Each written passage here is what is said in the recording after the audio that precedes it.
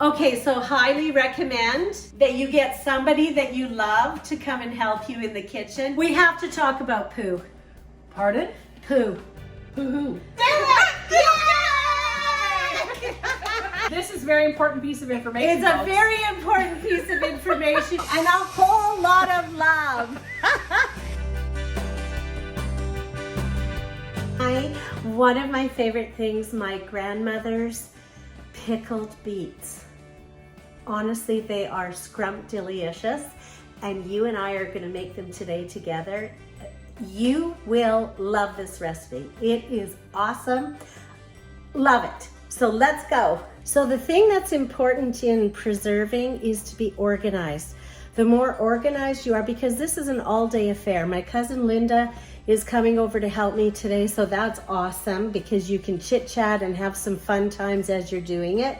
So, you know, bring over somebody that you love to help you. It's a great sharing experience. And what I like to do first is prepare all of my areas and make sure I have everything organized so that we're not running around willy-nilly looking for everything. So it's always better to organize everything ahead of time. So I've put, because if you're organized, things go so much better. So I've put some clean towels down here on the counter, and I've left a nice big space. And then I've started sterilizing the jars. You can do that in the dishwasher, which is awesome. If you don't have a dishwasher, you can use hot water, and that will sterilize them. And then I just tip them upside down so that they're ready to go. We've got our canning jars and lids here with some labels. We've got our cheesecloth because we're going to need that for the spices. We've got our spices, our funnel, our little contraption to take the jars out of the canner. Apple cider vinegar. I like Bragg or organic, but you know, you can get whatever you want. This is a raw, unfiltered apple cider vinegar, and I really love it. If you are getting raw, you have to realize that there is sediment on the bottom. It's not dirty. That's just part of the apples. So, you know, you just have to get used to that. And then I have some organic cane sugar. But if you don't want to use that, you can definitely use just sugar. My grandmother always used just sugar. And then I've got my hot water bath canner ready. It's just a simple, we're gonna do a hot water bath. And then of course I've got my big pot for putting the brine in. So I'm going to get the beets, and then we're going to start. And this is the best thing to do. Get organized first. Your life will be a lot easier. Okay, so highly recommend that you get somebody that you love to come and help you in the kitchen because it's an all-day affair and we can bond. Exactly. Why not? Right? Let's do it. Let's do it. This is my cousin Linda. Hi, everyone. Yeah. Let's do it. Yay! Now we're just going to wash up these beets from the garden because, you know, get all the dirt off of them. And we're going to separate them into 3 bowls. We're going to do large, medium, and small beets because when we put them in the boiling water to boil until they're tender, you know, you want them all to boil the same type. You don't want to have a large beet that isn't tender and then the small beets are mush. So that's why we're going to separate it. Good. So now you're just going to take the ends off of the beets. And me and my cousin are having a real giggle because you just have to get the dirt off of them. But my cousin, I'm telling you, hers are shiny and the peel is almost off. So she was very diligent. You don't have to do that because we're going to put these in the boiling water and then we're going to peel them. So all you want to do is get the actual dirt off. So just take the ends off and that is your next step. Done. So you're going to put all the same size in boiling water and you're going to let them boil, you know, softly. You don't want to boil them hard. Just like as if you're boiling them for supper until they're tender. done deal. But I think I'm going to cheat today, and usually I just, you know, do all the same size, but I'm going to cut some of these and put them in here because we have a lot of different sizes. We sure do. I'm going to cut them today to get the right sizes, and you'll see I have the skins on. Put them in the boiling water, and we're going to wait until they're tender, just like you'd be eating them for supper. Okay, we have to talk about poo. Pardon? Poo. Poo-hoo.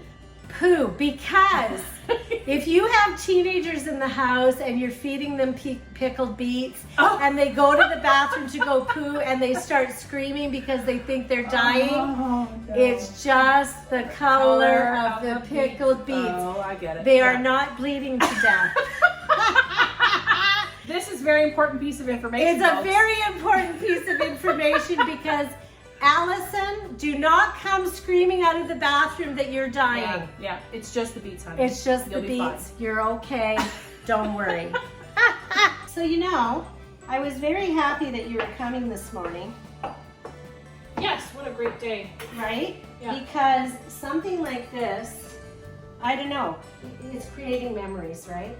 Yeah, today is not just about beets. No. It's about making memories. It's about making memories. So, you know, someday, or, you know, just at certain times of your life, you'll be sitting there thinking, wasn't that awesome that day that we made pickled beets together? This is way better than sitting on the couch doing nothing. Right? Well, we may do that later. Definitely. We're gonna do that later. When we're all finished the beets, we may sit on the couch and do nothing. 100%. But you know what happens? Because it happens to me whenever I make my daddy's bread. Every time I make that bread, he's with me. Right. I think of him. Yeah. So every time you open a jar of your beets, or I will think open of a jar of this- I beets, will think of this day. we might call each other and say, I love you, cuz. I love you too, cuz. Yeah, we really do. So these are the ingredients we're going to need for this recipe. Apple cider vinegar, sugar, water, salt, ground allspice, and whole cloves. So the recipe that I'm giving you is for the brine. But of course, you know, it depends on how many beets you have. You might have to make some more brine. So I use this recipe to make one pot, and as I'm putting the beets in the jars, if I need more, then of course I make more, because you have to make your brine ahead of time because you want it to be super, super hot when you put it into the jars, because that sterilizes it and it gets all that flavor into the beets. So that's what we're going to do. We've got a nice big pot here, and we're going to put in 4 cups of cider vinegar, apple cider vinegar. And as I told you, I'm using the Bragg Organic Unfiltered. It's a raw organic vinegar, just because I love it. It's organic apple cider vinegar, but you can use whatever you want. But I just want to again tell you that if you see sediment in the bottom, that's normal. That's from the apples, so don't worry. It's fine. It's not going to hurt you. And that's what we're using today. So we're going to put in 4 cups of this apple cider vinegar. Okay. And then we're going to put 4 cups of, I've got in here some organic cane sugar, but my grandmother used to use just regular sugar. So it's entirely up to you. You know, I kind of happen to be this freaky organic girl, but with the sugar, it's absolutely fine. So this is organic cane sugar, but you can use white sugar, no problem. Regular white sugar. And there's 4 cups of sugar in here. So we're going to put that in there. Okay. And then we're going to put 4 cups of water. Now, I just want to check, because me and my cousin were yickety-yakketing, and sometimes I get sidetracked. I want to make sure I put 4 in here, not 2. Yeah, there's 4 cups in here. So we're putting 4 cups of water in here. And you can put it right in there if you want, cuz. And we're gonna give that a little stir. Okay. And we're actually going to put that on the stove, and we're going to kind of almost bring it to a boil. You don't really want it boiling. You just want to kind of have a slow simmer going on. So let's put that on the stove. Okay, and I'm going to turn that on, get it going. But in the meantime, we have to put our cheesecloth with the spices, because I have to tell you, in this recipe, it's all about the spices. They are awesome. So we've got our cheesecloth here, and I like to get an unbleached cheesecloth just because, you know, some cheesecloths, they bleach it with bleach, and I don't want that simmering in the water. So we're going to use that, and I'm going to put 2 tablespoons of salt in here. Now this happens to be pink Himalayan salt. You can use that, or you can use just regular salt. Both will work. So 2 tablespoons, and then I'm going to put 2 teaspoons of ground allspice. Now I had a hard time finding organic, so you know what? We're just gonna go with what we have. So this is ground allspice, and I'm gonna tell you, it just adds a whole new dimension to the beets. It's awesome. So you're going to put 2 teaspoons of this ground allspice in there.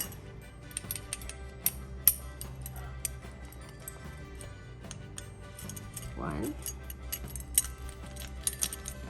2, and then another beautiful part of this brine is whole cloves. Again, I had a hard time finding organic, so I just went with the regular whole cloves.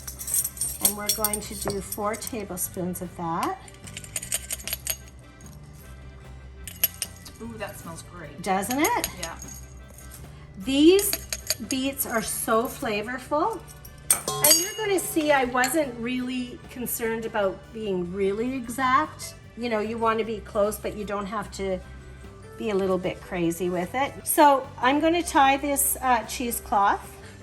You can use string or anything you want. I just happen to have an old dishcloth that was nice and clean, so I'm just tying it with that. So in here, don't forget, you've got 2 tablespoons of salt.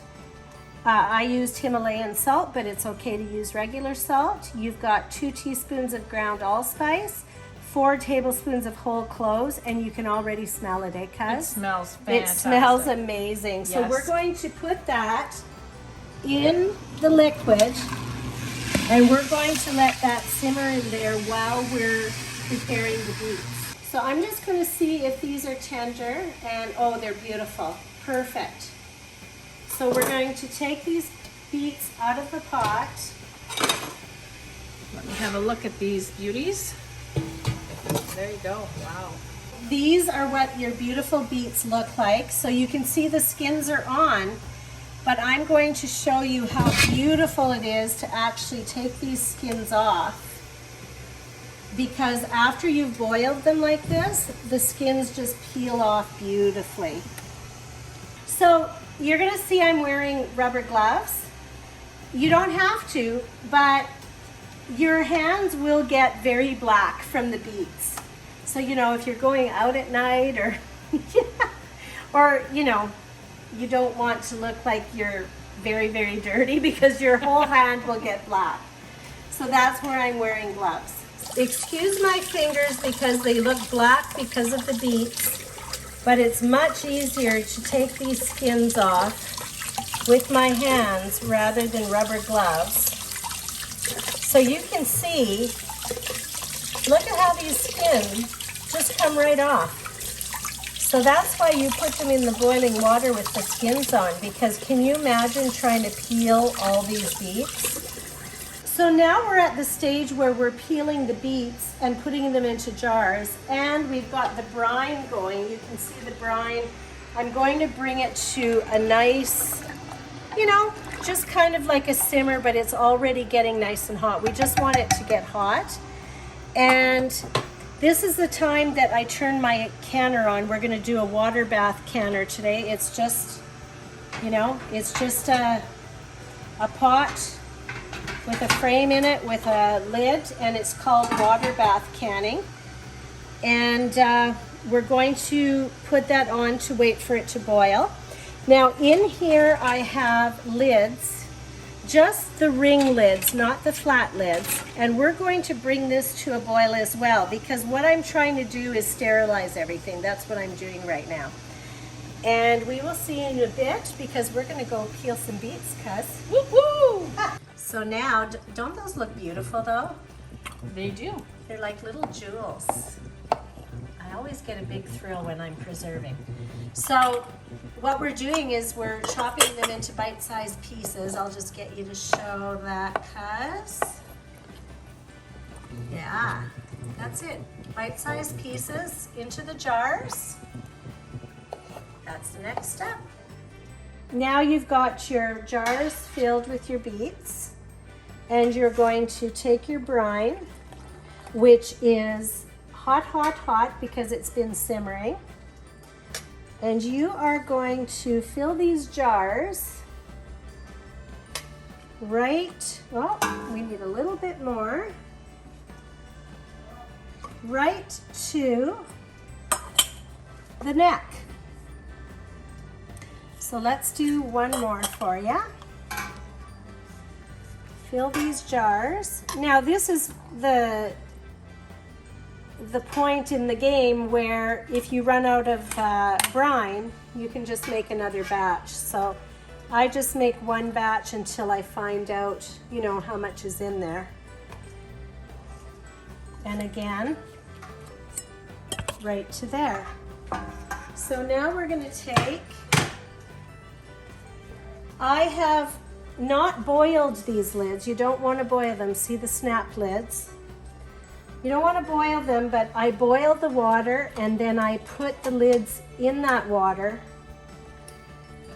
so that they're sterilized. That's the sterilizing process. And then you don't have to close them tightly, just snug. And we'll do another one. Just snug. And then these are ready to go in the canner. Good. So now you take these out of your canner, put them over here. Oh, can you hear that pop? Did you hear that pop, cuz? I sure did. That means that it's sealing.